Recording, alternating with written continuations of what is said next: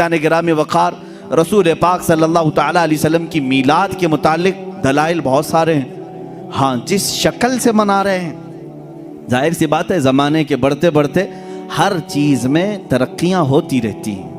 سب سے بڑا سوال سنیوں سے یہی کیا جاتا، صحابہ نے منایا تھا، تابعین نے منایا تھا، اولیاء نے منایا تھا، یہ تو اب کے زمانے میں منایا جا رہا ہے۔ جلوس جو ہے اس کی تاریخ اعلیٰ حضرت فاضل بریلوی رحمۃ اللہ تعالیٰ علیہ نے بھی فرمایا، 8ویں صدی ہجری میں بعض عشاقان رسول نے جلوس نکال کر اپنے آقا کی بارگاہ میں خراج عقیدت پیش کیا، لیکن اس وقت موجود امت کے سارے علماء نے اس کو برا نہیں سمجھا، اس کو خراب نہیں سمجھا۔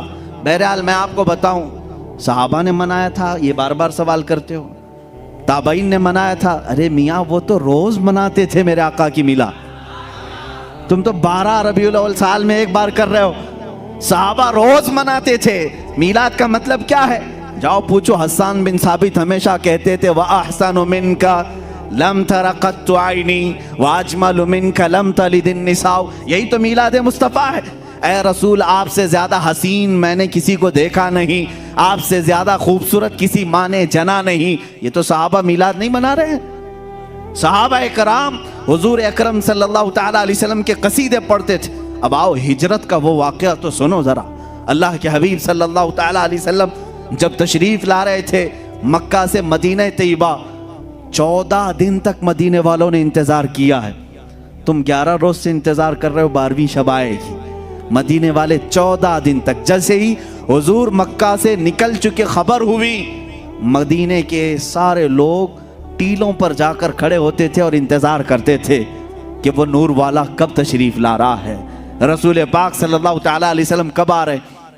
مدینے والوں نے، بہت سارے لوگوں نے دیکھا نہیں تھا، دیکھنے کی تڑپ تھی۔ مجھے بتاؤ، آج آپ میلاد کی گھڑی کے انتظار میں بیٹھے ہوتے ہیں ادب سے، یہ انتظار ہے؟ یہ مدینے والوں کی سنت ہی تو ہے۔ وہ 14 دن تک انتظار کی آمد مصطفیٰ کا، اور جس وقت رسول پاک کی آمد ہوئی، اب حدیثوں میں ہے، بخاری شریف بھی پڑھو آپ، مسلم شریف بھی پڑھو، حدیثوں میں موجود ہے، فرمایا رسول کریم صلی اللہ تعالیٰ علیہ وسلم جیسے ہی قبا کی چوٹیوں سے نظر آنے لگے، جتنے مدینے میں حبشی تھے وہ اپنے نیزے نکالے، ڈھال نکالے، اور اپنا مخصوص جو ان کا رقص ہوتا تھا اس سے وہ رقص کرنے لگے، ڈھالوں پر اپنے نیزے مار مار کر کہتے تھے محمد عبد صالح، محمد عبد صالح۔ یہ الفاظ تھے حبشیوں کے۔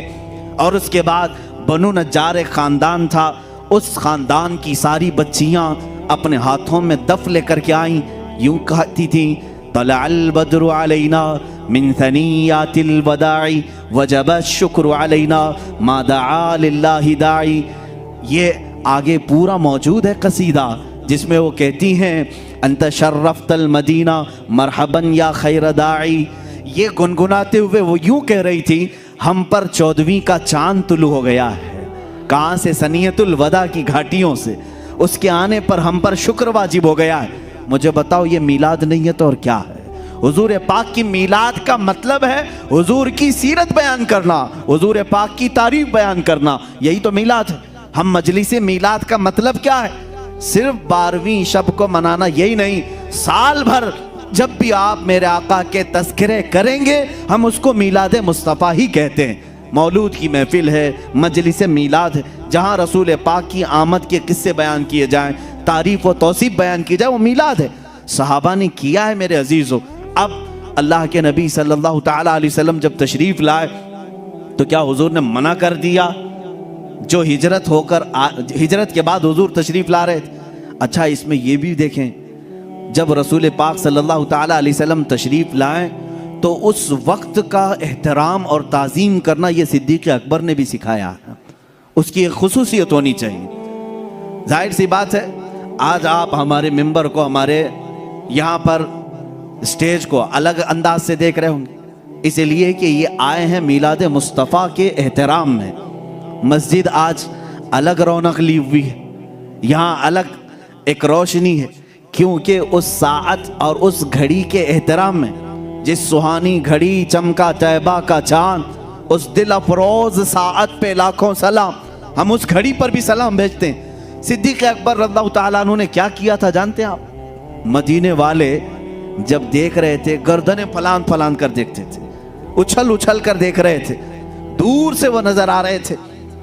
आने वालों में दो लोग थे, हुजूर पाक सल्लल्लाहु ताला अलैहि वसल्लम और हज़रत अबू बकर सिद्दीक।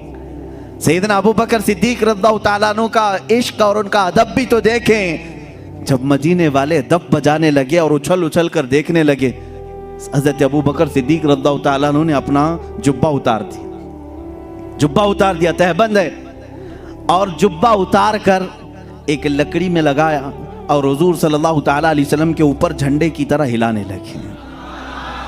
हुजूर पाक सल्लल्लाहु ताला अलैहि वसल्लम के चेहरे पाक के ऊपर हिलाने लगे। क्यों किया ऐसा उन्होंने? क्यों किया? यही तो हम भी कहते हैं, जब वो आमद मुस्तफ़ा हो तो हम लहराते हैं, लोगों को बताते हैं कि ये घड़ी आम घड़ी नहीं है। हज़रत अबू बकर सिद्दीक ने यूं किया। हुजूर पाक सल्लल्लाहु ताला अलैहि वसल्लम ने उनसे पूछा भी, अबू बकर इतने दिन से मक्का से चले यहाँ तक पहुंचे, वो आपने जुब्बा उतारा नहीं, लहराया नहीं, मदीना करीब आया और तुम ये अपना जुब्बा उतार करके लहरा रहे हो। सिद्दीक़ अकबर के इश्क को लाखों सलाम, अदब व एहतराम को लाखों सलाम। अर्ज करते हैं, आका बहुत सारे मदीने वालों ने आपको अब तक देखा नहीं, मैं ये सोचता हूँ कहीं वो गलती से मुझे रसूल ना समझ लें। मैंने अपना जुब्बा उतार दिया है ताकि मदीने वालों को पता चले आका और है, गुलाम और है। झंडे लहराते हैं तो पता चलता है आका तशरीफ ला रहे हैं। ये सिद्दीक़ अकबर ने करके बताया है, जब रसूल तशरीफ ला रहे हो तो झंडे लहराए जाते हैं, इसलिए कि उस घड़ी का अदब हो, उसका एहतराम हो। मदीने वालों ने देखकर ही पहचान लिया, जो लिबास उतार कर आ रहा है वो गुलाम रसूल है, और जिसके सर पर झंडा लहरा रहा है अगर से जुब्बे का हो वो मुहम्मदुर रसूलुल्लाह है। मेरे आका सल्लल्लाहु ताला अलैहि वसल्लम के आने का अदब और एहतराम मदीने वालों ने भी किया था। अब मैं ये कहता हूँ कि जिसे मदीने वालों की खुशकिस्मती मिली वो मेरे आका की मिलाद मनाएगा और मदीने वालों में उसका हशर भी होगा, क्योंकि मेरे आका ने फरमाया है, मन तशब्बह बिकौमिन फहुव मिनहुम, जो जिस कौम की आदत को अपनाएगा दुनिया में, क़यामत के दिन वो उसी कौम के साथ उठाया जाएगा। ऐ वहाबियो, तुम मक्का के इब्लीस के साथ गम मनाओ और तुम्हारा क़यामत के दिन हशर उन्हीं की जमात के साथ होगा।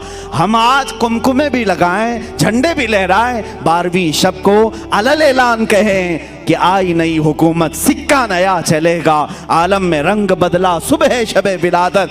हम इस फ़ख्र के साथ कहेंगे, इसलिए कि मदीने वाली कौम के तरीके पर हमने किया है, और रसूल ने फरमाया जो जिस कौम की मुशाबहत करता है क़यामत के दिन वो उसी के साथ उठाया जाएगा। फ़ख्र करो, क़यामत के दिन इंशाअल्लाह हम सब मदीने वालों के साथ उठाए जाएंगे।